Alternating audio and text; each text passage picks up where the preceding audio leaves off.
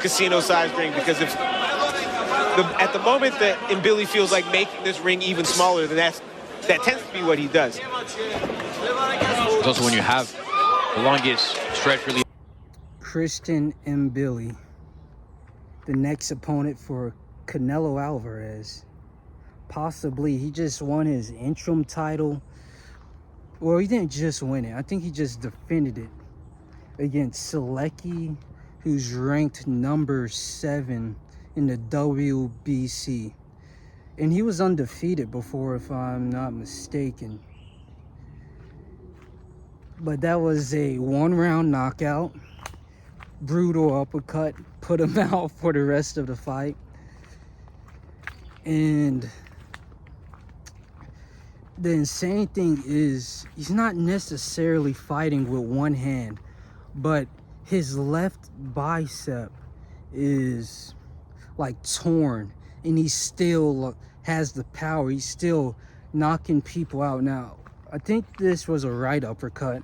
It wasn't his left hand knocking people out, but he's still putting people down. Even the Devinchenko fight, when he first had it, he was using that right hand to kind of try to take his head off, really. But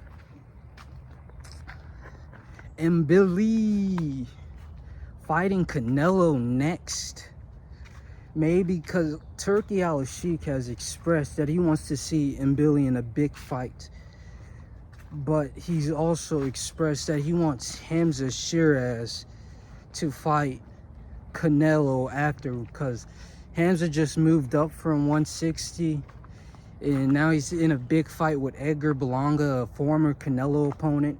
So I guess the fight makes a little bit more sense, but Mbilli being an interim champ at 168, and in my opinion, being a better fighter, not only in power, but if you watch Canelo, he's not the old Canelo with the fast feet and then the head movement, sliding punches. He still has the head movement, but his feet, his legs, they're not there anymore.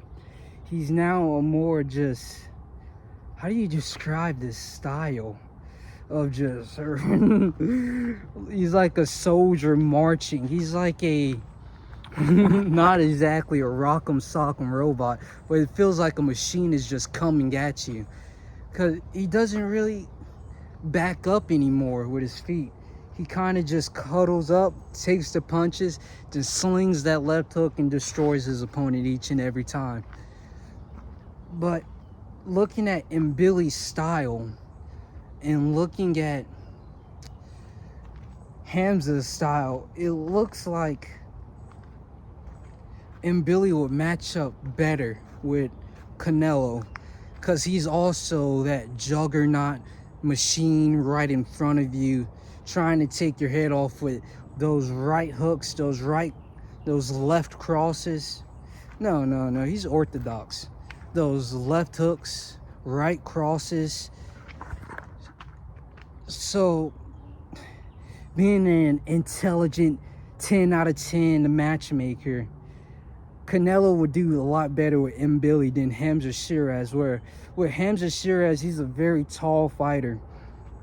And that's looked like the reason he didn't want to go against a Benavidez, because of not only the height, but the power too. I don't think he wants those, not like challenging fights, but a fight where he's not going against a Dmitry Bivol. He's not going against a, like, you know, his like A-list fights where he's going against Billy Joe Saunders. He's going against a Kovalev. He doesn't want those fights anymore. I think the Giant and Benavidez is going to be like those A-level fights. I guess so. But with Mbilli, not that he's not an A-level fighter, he doesn't have as much of a height advantage. He's like Berlanga size, and then he stands right in front of you, huddled up in the high guard, and tries to swing like that. So it makes sense on the way Canelo's been fighting his opponents, the Jaime Maguias, which I think Maguia got very close to winning. If you look at that, Canelo's not as active as he was. He's not, as I was saying, he's not as active with the combinations. He doesn't let his hands go as much as he was on his like 175 campaign or the 168 campaign.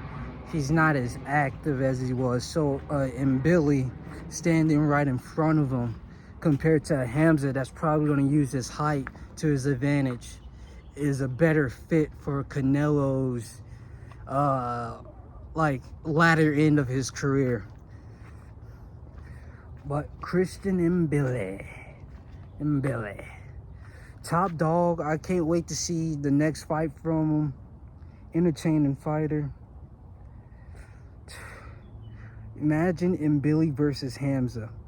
I think it's like a bigger Adames, so he might be able to get him more. But next fight for Mbilli, who knows? He's just the top dog right now.